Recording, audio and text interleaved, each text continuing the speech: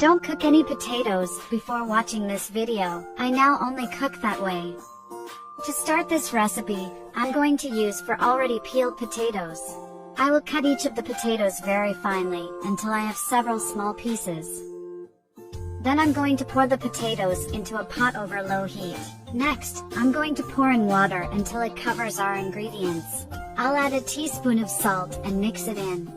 Finally, I'll let it cook for 15 minutes. After the time has passed, I'm going to puncture the potato. Puncturing it easily is the ideal point. I will remove from the pot and pour the potatoes into a bowl. I'll use a masher and mashed potato our ingredients into a puree. I bet you've never seen a recipe like this before. Write down the step-by-step for you to do at home later.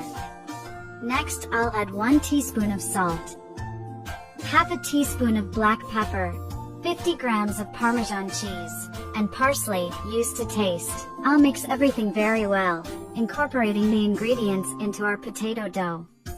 Meanwhile, tell me from which city you are watching us, so I can send you a special hug. Today's hug goes to Nernsi Miridzo from Harare, Zimbabwe.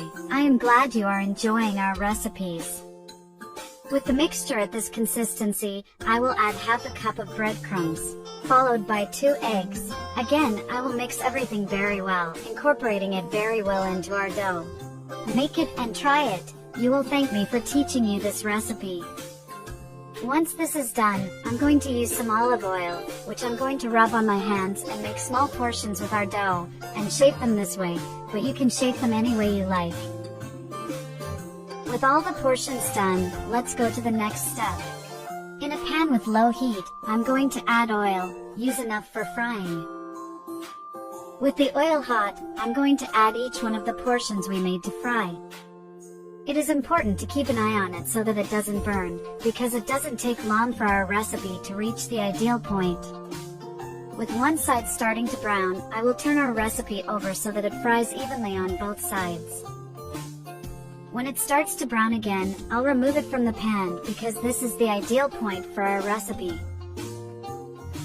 You must try it! Once you've made it, you'll want to make it again and again, because it's simple to make and the flavor is incredibly delicious.